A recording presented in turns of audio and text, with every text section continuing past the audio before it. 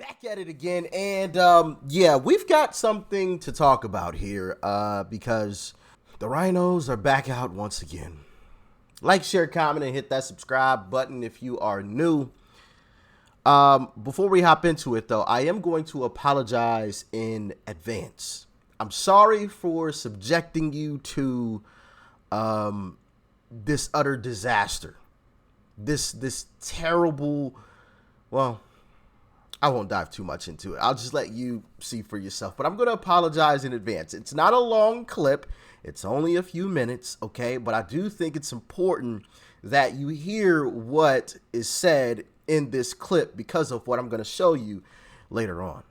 And with that being said, let's dive in. Critics who oppose your advocacy for Ukraine. Senator Paul said that you were trying to undercut the new Speaker of the House. Senator Hawley called your position a, quote, mistake. Well, let me just say that conceptually, Senator Schumer and I are in the same place in the sense that we view all of these problems as connected. Ukraine is part of it. Obviously, Israel enjoys overwhelming support, but we think it's also important that we have a part related to Asia, and that's Taiwan. And then, as several of my members have underscored, we think it's important to do something credible about our own border, which is basically wide open. So conceptually, I think Schumer and I are in the same place. In terms of the details, what is really needed to protect the border?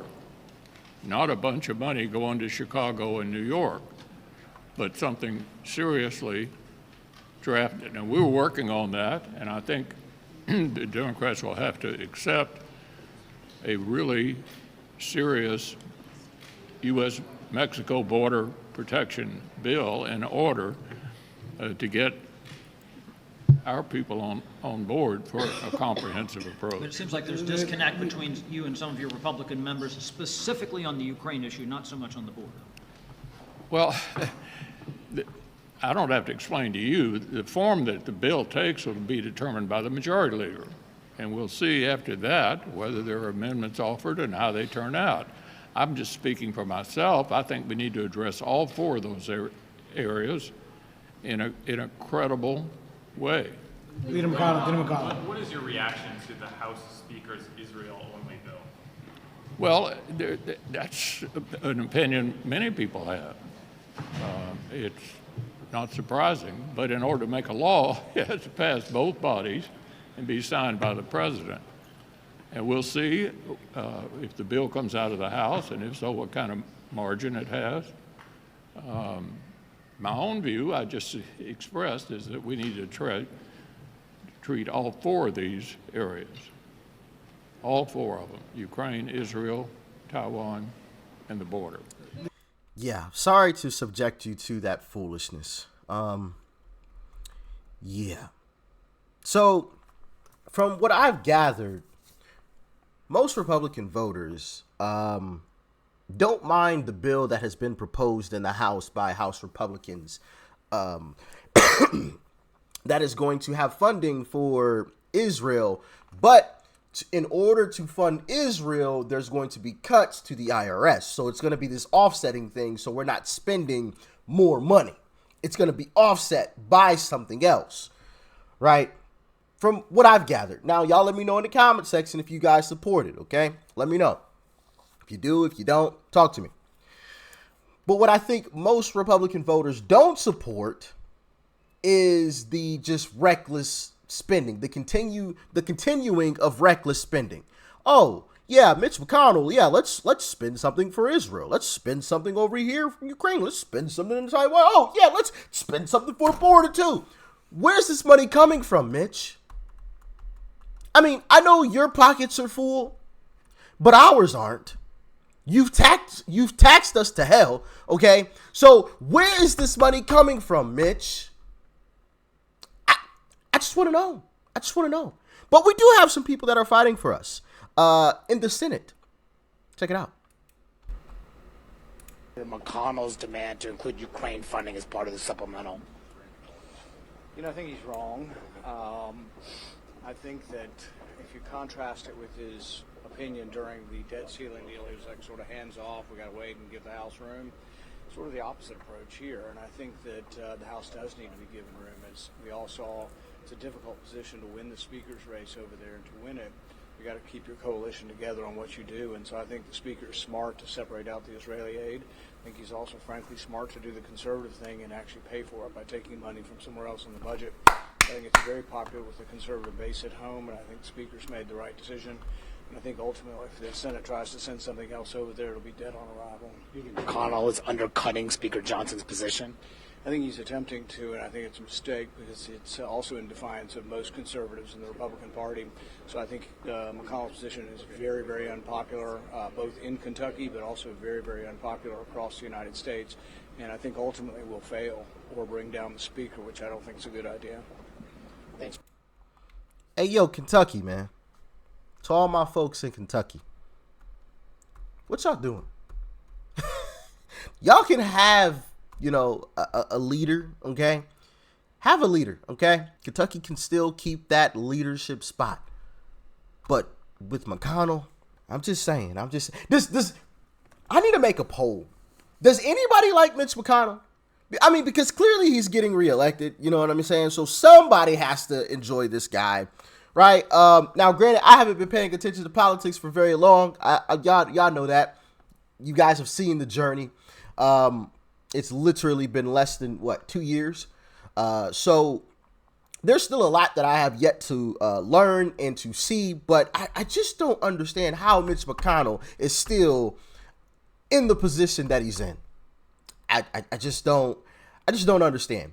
Now, of course, you have other rhino Republicans who unfortunately are going the wrong direction too. But well, if we're going to have a piece of legislation that actually becomes law, it's going to include support for Ukraine as well as Israel. There may be other elements that are attached to it, but it's not acceptable to abandon Ukraine. There may be an effort on the part of a small vocal minority to try and wag the dog, if you will, but that's not going to happen, I don't believe. A small vocal minority.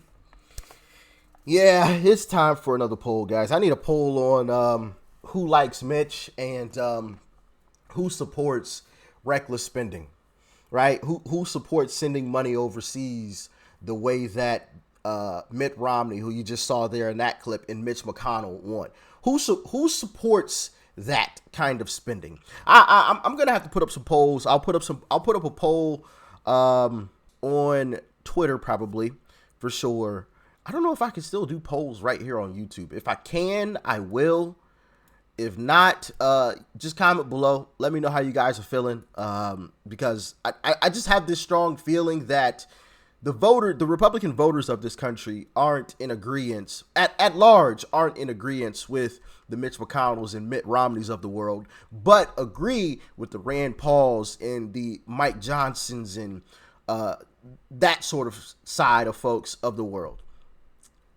Y'all let me know. Gaza disaster relief border in it, and then send that over to the House. I think that's a mistake. We have a debate about Ukraine. My views on that are well known, but let's not slow down the Israel aid package. How do you feel about Senator McConnell's push to include Ukraine as part of the Israel supplemental? Well, I mean, it's something he's passionate about. Do you support it? As are a lot of our members. Well, I think we need to continue to support Ukraine's effort to stop Russia. Russia is an adversary. They represent a national security threat to the United States. So I support that. How that gets done is another question. And that is the big. Not surprising that's coming from Thune, who I've recently learned exactly who he was, which is wild. But, shout out to Josh Hawley, because Josh Hawley actually has proposed something interesting that I think you guys need to see. And I'm just throwing this in here to show you how bad I think Mitch McConnell really is, right? because this is kind of a side note to what we were just speaking about in terms of just the reckless spending. Josh Hawley proposed this here. So let's read this. I know this is coming from CNN. Sure, I get it. I saw another article somewhere else as well. But anyway, Mitch McConnell warns GOP senators they'll face incoming if they back Hawley bill to limit corporate giving in campaigns. Senate GOP leader Mitch McConnell bluntly warned Republican senators in a private meeting not to sign onto a bill from Senator Josh Hawley aiming at limiting corporate money bankrolling high-powered outside groups, telling them that many of them won their seats thanks to the powerful super PAC the Kentucky Republican has long controlled. According to multiple sources familiar with the Tuesday lunch meeting, McConnell warned GOP senators that they could face incoming from the center-right. I doubt it. If they signed onto Hawley's bill. He also read off a list of senators who won their races amid heavy financial support from the Senate Leadership Fund, an outside group tied to the GOP leader that spends big on TV ads and battleground Senate races. On that list of senators, Hawley himself, according to sources familiar with the matter. McConnell has long been a chief opponent of tighter campaign finance restrictions, but there's also no love lost between McConnell and Hawley, who has long criticized the GOP leader and has repeatedly called for new leadership atop their conference. I agree with Hawley 100%, 1,000%. Honestly, I think anybody that makes over $500,000 shouldn't be able to donate in any way, shape, or form. If you are caught donating to any campaign, 5 years minimum in prison. Anybody making over $500,000. In my humble opinion, we shouldn't have big, rich corporations controlling the way that our country is run. And in my humble opinion, that's the way it's run currently. Maybe I'm wrong. But, we have had some people come out and, hint, hint, wink, wink towards, the lobbyists being basically in control of things. Because they're dangling the money. Money talks. Money talks. BS walks. I'm sure you guys have heard that saying before. So, shout out to Josh Hawley, man. I mean, guys standing up for the people, trying to do the right thing. Of course, you got people like McConnell who, goodness gracious, Kentucky, man. Y'all, I mean, sheesh. Somebody, anybody. Can we get rid of McConnell, please? Can we? Please. Can that just can just that happen? Oh man. Goodness gracious. But yeah, I just wanted to bring that to you guys because I just came across it, I'm just sitting here just super annoyed that we still have people like Mitch McConnell who think, no, actually, I take that back. He doesn't think, right? He knows how Republican voters feel about all of this stuff, but he's just intentionally ignoring it, in my humble opinion, right? There's no way that he has no clue how we actually feel about this kind of stuff. There's no way he doesn't know, right? He knows. They all know. They just don't care. And that's the problem. But y'all let me know how y'all feeling about it. Peace and love, family. I'm out.